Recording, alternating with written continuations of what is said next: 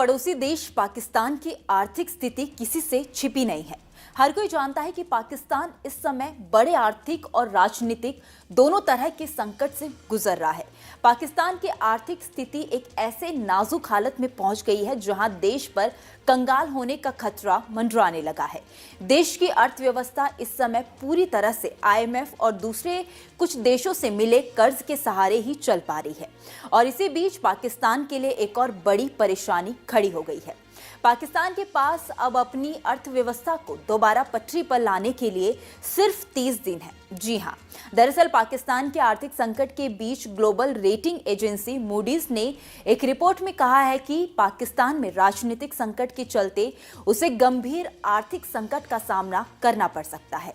साथ ही आने वाली सरकार के सामने देश को गंभीर आर्थिक तंगी से निकालने की बड़ी चुनौती होगी। मूडीज ने दावा किया है कि राजनीतिक अस्थिरता के चलते पाकिस्तान की नई सरकार को अप्रैल में अंतर्राष्ट्रीय मुद्रा कोष यानी कि आईएमएफ से नए कर्ज के लिए संपर्क करना मुश्किल होगा, क्योंकि उस पर पहले से ही 49.5 अरब डॉलर का कर्ज है। आपको बता दें कि पाकिस्तान को आईएमएफ ने पिछले साल ही जून महीने में 3 अरब डॉलर का कर्ज दिया था, जिसकी 9 महीने की अवधि अब खत्म हो रही है। दूसरी तरफ पाकिस्तान को आर्थिक मदद के लिए फिर से एक बड़े कर्ज की जरूरत है। इस बीच मूडीज ने पाकिस्तान के लिए खतरे की घंटी बजाते हुए कहा है कि अप्रैल तक पाकिस्तान की तिजोरी खाली हो सकती है।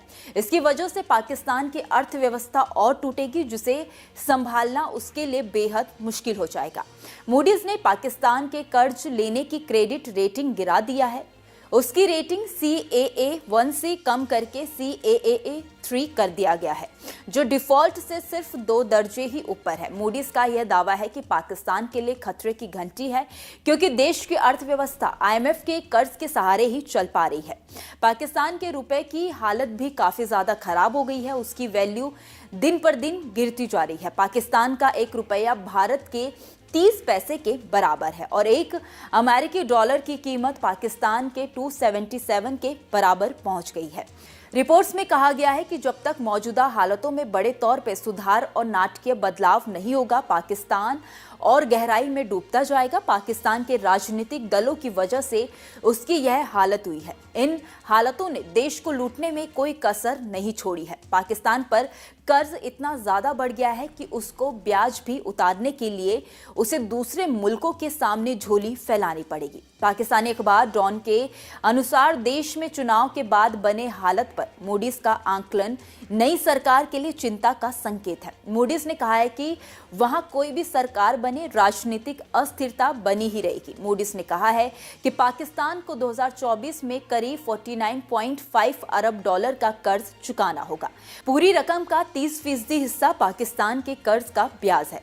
पाकिस्तान में आर्थिक संकट ही नहीं, वहां पर राजनीतिक तौर पर भी अस्थिरता है। यहां 8 फरवरी को आम चुनाव हुआ था, लेकिन अब तक सरकार नहीं बन सकी है। हालांकि 20 फरवरी को पाकिस्तान पीपुल्स पार्टी PPP और पाकिस्तान मुस्लिम लीग नवाज PMLN में गठबंधन की सरकार बनाने पर सहमति बन गई है।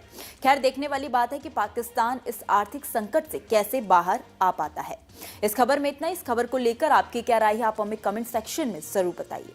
वीडियो अगर पसंद आया हो तो वीडियो को लाइक और शेयर करना ना भूलें। बाकी देश और दुनिया की तमाम बड़ी अपडेट्स के लिए देखते रहिए न्यूज़ नेशन का